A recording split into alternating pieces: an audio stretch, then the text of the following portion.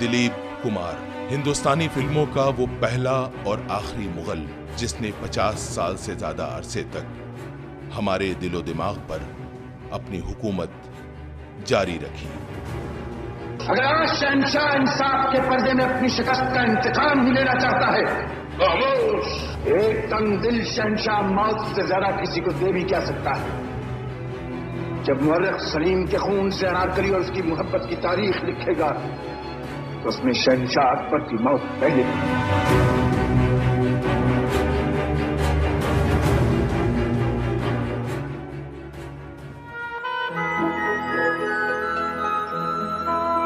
हिंदुस्तानी फिल्मी सनत का वो पहला बेमिसाल अदाकार जो दिलों की धड़कन बनकर अदाकारी के आसमान का एक ऐसा रोशन सितारा बन गया जिसकी चमक वक्त के साथ साथ और बढ़ती गई।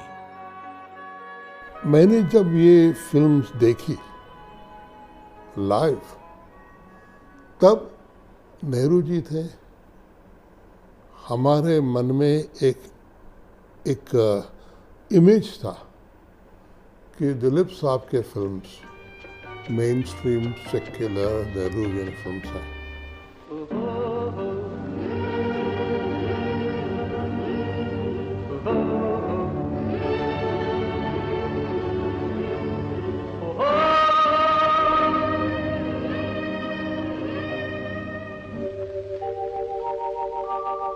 वो आसमां झुक रहा है ज़मीं पर, वो आसमां झुक रहा है ज़मीं पर, ये मिलन हमने देखा यहीं पर।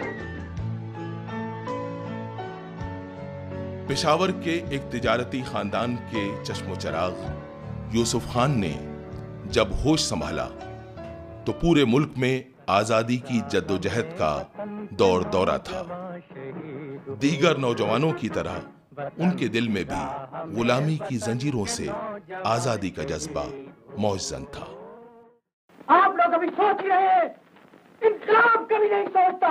इंकलाब एक ही असूल जानता है, तलवार का बदला तलवार और खून का बदला खून।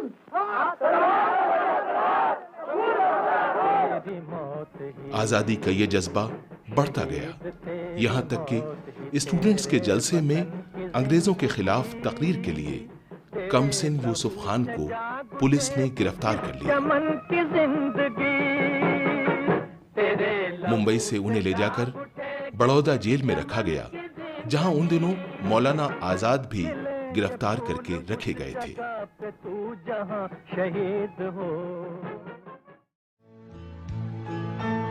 आजादी का ये जज्बा किस तरह दिलीप कुमार को जज्बात निगारी तक ले गया, इसकी एक दिलचस्प कहानी है।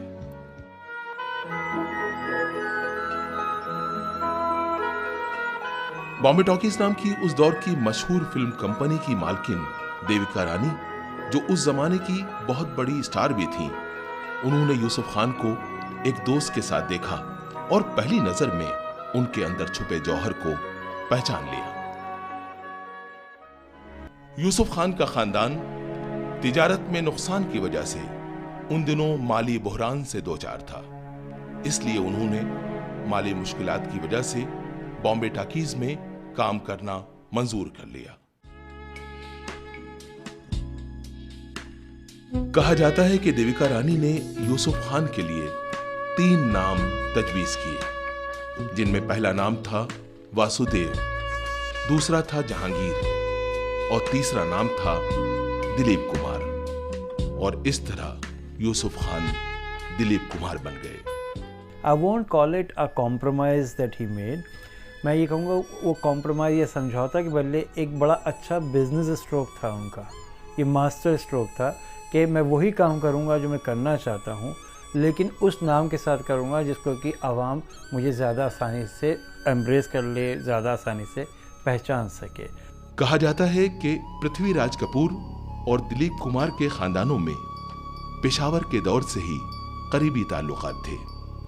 गुलाम सरवर खान पृथ्वीराज कपूर के वालिद दीवान बशेश्वर नाथ को छेड़ते थे कि आपका बेटा तो भांड बन गया है, थिएटर में नाचता गाता है। एक दिन बशेश्वर नाथ खुशी खुशी मिठाई का डिब्बा लेकर गुलाम सरवर खान के पास आए और कहा, मुबारक हो, तुम्हारा बेटा भी भांड हो गया, फिल्मों में तुम्हारा नाम ऊंचा कर रहा है। गुलाम सरवर खान कुछ नहीं बोले, यहां तक कि घर आकर भी यूसुफ से कुछ न कहा। लेकिन इस खामोशी के पीछे नाराजगी का तूफान छुपा हुआ था, जो बिलाखिर फिल्म मेला की नुमाइश पर खत्म हुआ, जब उन्होंने बेटे को पहली मर्तबा फिल्म में देखा और उसकी अदाकारी को पसंद किया। गाए जा गीत मिलन के, तू अपनी लगन के, सजन घर जाना है।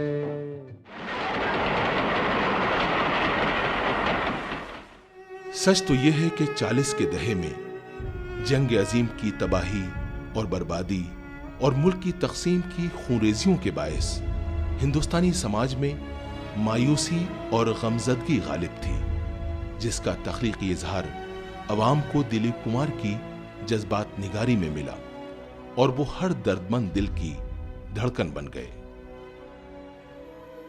माँ, हाँ, माँ के पास मैं एक शराबी, बदकार, बदचलन, माँ को ये काला मुंह नहीं दिखाऊंगा धर्मदा। बताया जाता है कि देवदास के किरदार को दिलीप ने इतनी गहराई से जज्ब कर लिया था कि उससे बाहर निकलने के लिए एक साइकेट्रिस्ट की मदद ली गई। तो उन्होंने कहा कि मुझे भी डिप्रेशन आने लगा। एक दो प्रकार का, एक तो भी एक ट्रेजिक रोल था, और वो कहते कि मैं जब जाता था सिनेमा तो देखता था ये लोग सब रो रहे हैं और I felt like a fraud कि भाई ये क्या है। तो तब वो जब आन प्रोसेसिंग था तब वो लंदन गए थे, तब उन्होंने लॉरेंस ओलिवियर से पूछा, मुझे याद है लॉरेंस ओलिवियर ने बताया कि भाई एक डॉक्टर है हार्ले स्ट्रीट में, साइकेट्रिस्ट है, उन्होंने कहा कि भाई ये आप डाइवर्सिफाई कीजिए आपके रोल्स, ज़रा लाइट रोल्स लीजिए, कॉमेडी रोल्स लीजिए, तो ये डिप्रेशन हो जाएगा। तो ये हुआ कि देवदास किया, उसके बारे में जब गुरुदत्त ने कहा प्यासा करो तो उन्होंने इनकार कर दिया कि दो ट्रेजिक रोल में नहीं कर रहा। फिल्मी नाक़िदीन का कहना है कि जिस तरह जंग अजीम और तकसीम की बर्बादियों से गमज़दा समाज को दिलीप कुमार की जज्बात निगारी में तख्लीकी तस्कीन मिली, इसी तरह पंडित नेहरू के अहद हुकूमत में दिलीप कुमार की फिल्म नया दौर ने एक अलामती नए दौर की शुरुआत की।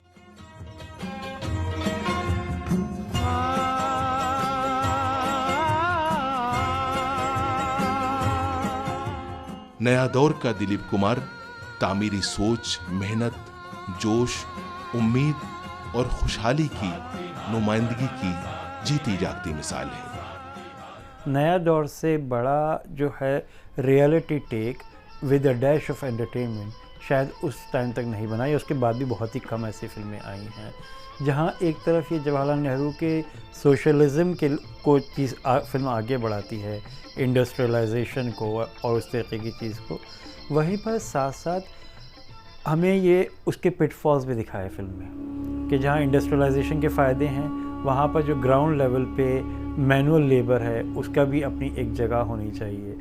हम गरीब लोगों को मशीनों से कोई बैर नहीं है कुंदन बाबू, 2 बखत की रोटी बस सुख से मिल जाए, यही हमारी मांग है।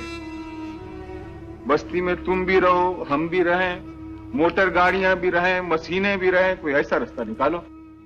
जब सन 57 में वो फिल्म रिलीज़ हुई दिल्ली के नोवेल्टी सिनेमा पे, तो फिल्म को रिलीज़ हुए मुश्किल से 5-6 दिन हुए थे कि कितने लड़कों की लाइन लग गई जिन्हें दिलीप कुमार साहब का हेयर डू कॉपी करा। तो उसी तरीके के वो नाई के पास जाके बाल कटवाते और फिल्म देखने के लिए आते। जब तक कि फिल्म तीसरे हफ्ते में आई तो सिनेमा हॉल के बाहर 5 नाई स्पेशली आके बैठ गए कि हम तुम्हारे बाल वैसे बना देंगे जैसे कि दिलीप कुमार के हैं फिल्म में, गाने में उड़े जब जब जुल्फे तेरी। उड़े जब जब जुल्फे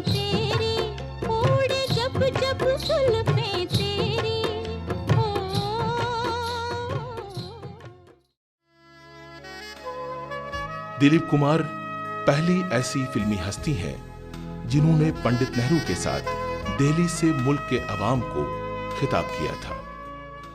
लॉर्ड मेघानंद देसाई की बात मानी जाए तो आजादी के बाद के नए हिंदुस्तान की सारी कदरें हमको दिलीप कुमार के फनी इर्तिका में देखने को मिलती हैं।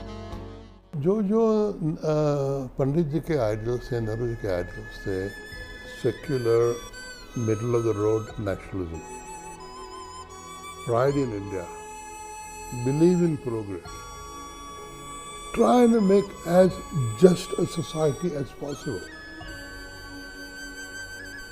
वो सब आइडियल्स दिलीप साहब के फिल्म में एम्बॉडी हुए। एक अच्छे फिल्म राइटर के तौर पर उनकी फिल्म लीडर को पेश किया जा सकता है, जिसके मौजू से साफ जाहिर है कि 60 के दहे में ही उन्होंने बाद के दौर की गंदी सियासत के रंग ढंग को पहले ही भांप लिया था। उधर चीन देश के सप्तम स्थान का शनि हमारे भारत के भोले भाले गुरु को धोखा देकर आहिस्ता आहिस्ता उसका शुद्ध माखन चुराने चला आ रहा। और अगर अब तक हम लोग मंदिर और मस्जिद के पत्थरों से एक दूसरे का सर फोड़ रहे हैं। लीडर जो फिल्म थी, उन्होंने दिलीप कुमार साहब ने डिलिबरेटली नेहरू जी पर मोतीलाल का कैरेक्टर बनवाया था, आचार्य जी, अगर आपको मालूम हो, जिसको कि हमारा देश अपनाने की कोशिश कर रहा है। एक नई जिंदगी का वो रास्ता है जिस पर चलकर इस देश के हर इंसान को अपनी धरती के अनाज, नदी के जल और आपस के प्यार पर बराबर का हक हासिल होगा। नैन लड़ गए हैं तो मनवा माँ कतक होई बेकरी, प्रेम का छुट्टी है पटाखा तो धमक होई बेकरी। नैन लड़ गए हैं तो मनवा माँ कतक होई बेकरी।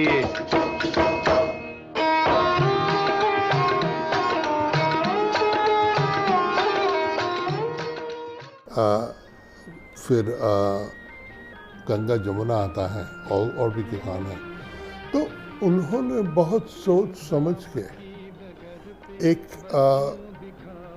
एक इमेज किया है गंगा जमुना में कि डाकू हो तो हीरो हो फिर भी उसे सजा मिलनी चाहिए। हाँ, उस पे अन्याय हुआ, एक्सप्लॉयटेशन हुआ, फिर भी अगर आपने गुनाह किया तो उसकी सजा मिलनी चाहिए। वो जो लॉजिक है कि कभी क्रिमिनल को फेवर नहीं।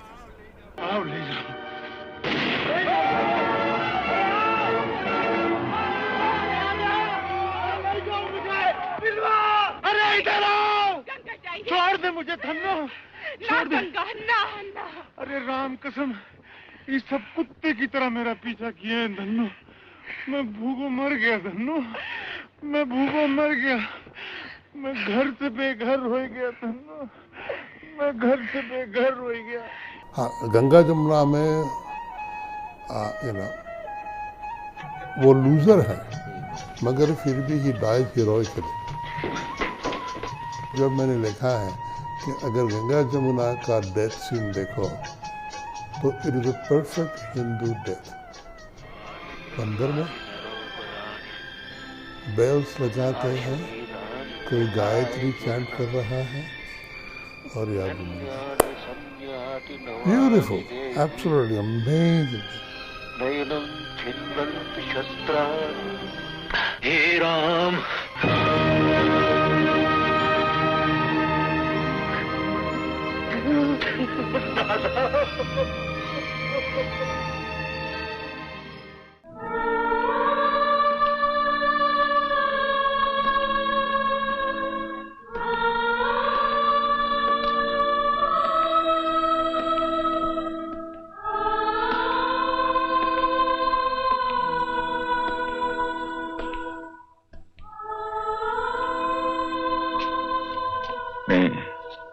नहीं शीतल, नहीं, मेरे साथ ऐसा नहीं करना, मेरे साथ ऐसा नहीं करना शीतल। मेरी जान, तुम चली जाओगी ना तो मेरे पास कुछ नहीं रहेगा, कुछ भी नहीं रहेगा मेरे पास। हाथ तो गर्म है डॉक्टर, हाथ तो गर्म है। अगर कुछ हो जाता तो हाथ गर्म ना होते डॉक्टर। आप लोग तो कुछ भी कह देते हैं। कुछ भी नहीं हुआ मेरी बीवी को। तुम अच्छी हुई शीतल आंखें खोलो, शीतल आंखें खोलो। विजय से मिलना चाहती हो ना? मैं जाके लाऊंगा उसको तुम्हारे पास। जी भर के बातें कर लेना उससे। तुम्हारी सुनेगा वो, मेरी नहीं सुनेगा शीतल। बाज नाक़िदीन का कहना है कि 60 की दहाई से लेकर आज तक कोई ऐसा हिंदुस्तानी अदाकार नहीं है जिसके अंदर दिलीप कुमार कहीं न कहीं मौजूद न हो।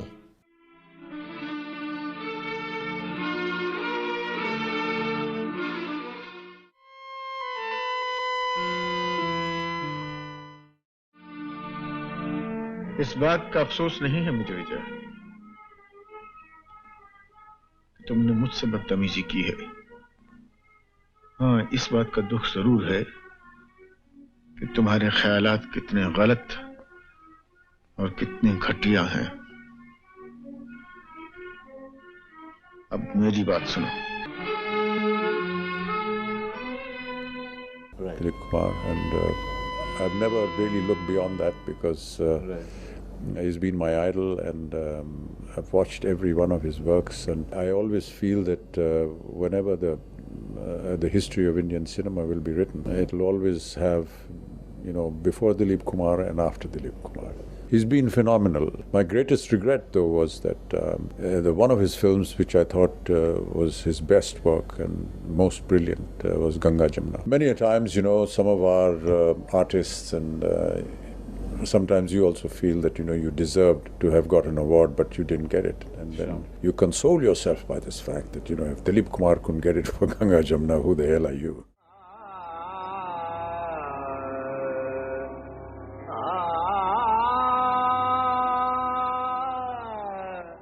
एक बात है कि हर रोल वो जो उन्होंने किया उसमें उन्होंने अपनी जान दे दी, और वैरायटी भी कितने हैं उनके रोल में। देहाती करते हैं, अर्बन करते हैं, वकील है, किसान है, डाकू है, युवराज है, जैसा वो सब रेंज में भी हर रोल में वो इतना कंसंट्रेशन के साथ एक्टिंग करते हैं कि वो खुद वो बन जाते हैं। लगाम दो, लगाम दो इस ज़बान को। मानते हैं हम कि तुमने जिंदगी भर कुणाल की परवरिश की, उसे पाला।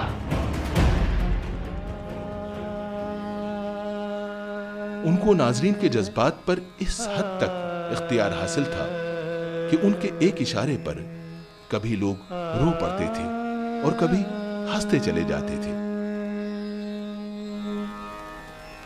सुख के सब साथी,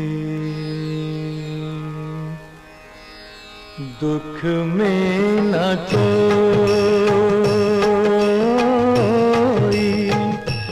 सुख के सब साथी, दुख में न कोई। साला मैं तो साहब बन गया, अरे साला मैं तो साहब बन गया, ये साहब बन के कैसा तन गया। ये सूट मेरा देखो, ये बूट मेरा देखो, जैसे गोरा कोई लंदन का। साला मैं तो साहब बन गया, ए साहब बन के कैसा तन गया। ये सूट मेरा देखो, ये बूट मेरा देखो, जैसे गोरा कोई लंदन का। दिलीप कुमार की अदाकारी की एक बड़ी खासियत ये थी कि जितनी कामयाबी उन्हें शिद्दत एहसास वाले जज्बाती किरदारों में हासिल हुई, उतनी ही मकबूलियत उन्हें हल्के फुल्के तफरीही अंदाज वाले किरदारों में भी मिली। नितिन बोस को अगर दिलीप कुमार का गाइड, फिलॉसफर एंड फ्रेंड कहा जाए तो बेजा ना होगा। नितिन बोस के अलावा नौशाद और मोहम्मद रफी जैसे साथी भी हमेशा उनके हमनेवाला व हमप्याला बने रहे।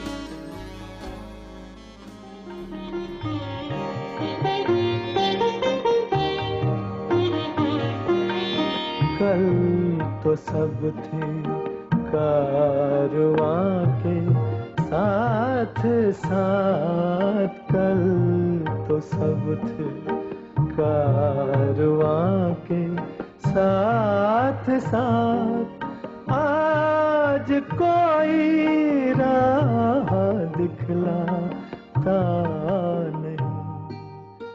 अपने अजीज दोस्त ऋषिकेश मुखर्जी की फिल्म मुसाफिर में पहली बार दिलीप कुमार ने शैलेंद्र का लिखा गाना लता मंगेशकर के साथ मिलकर गाया था, जिसकी मौसीकी सलील चौधरी ने तरतीब दी थी।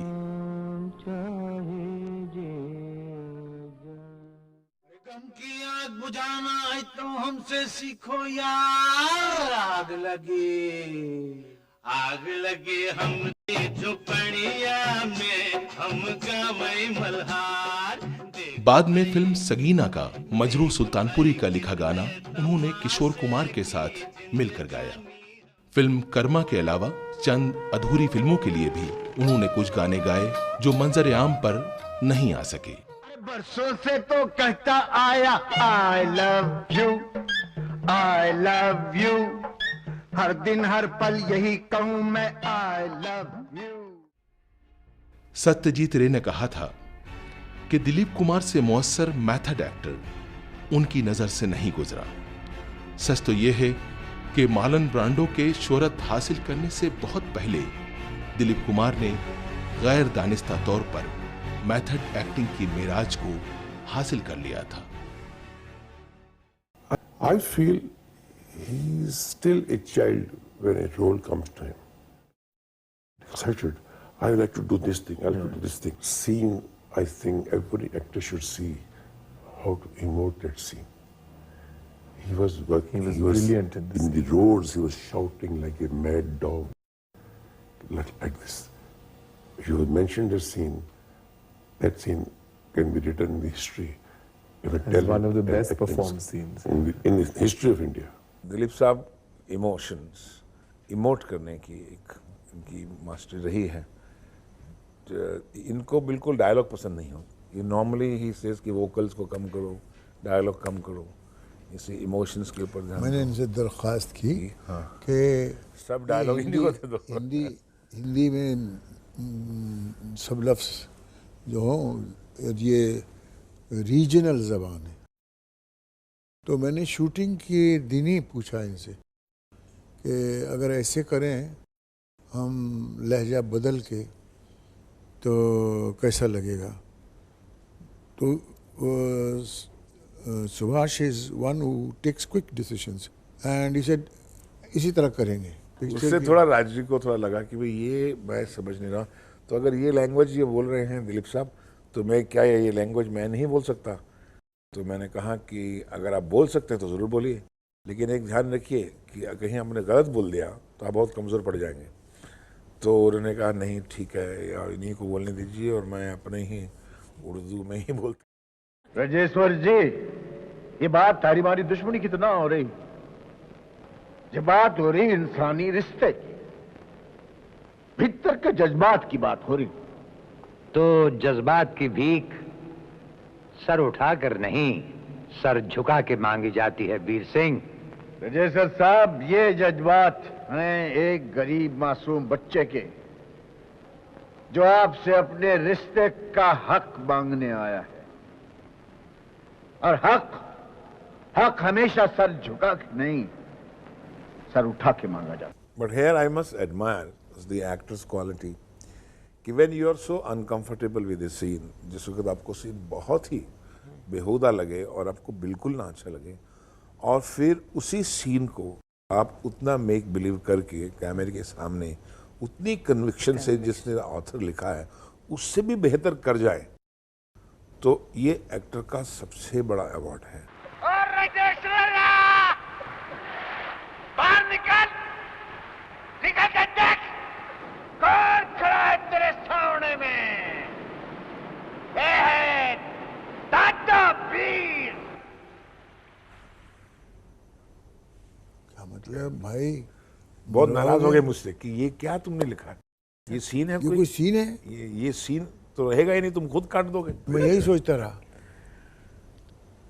नहीं करना मुझे ये सीन, नहीं करना, जाओ। अच्छा, बच्चे की तरह नाराज हो गए।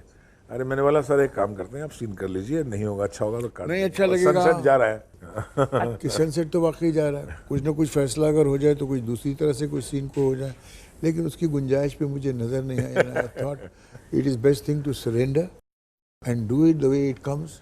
अच्छा लगे बुरा लगे काट देगा, ज्यादा से ज्यादा फिर कुछ ले लेंगे।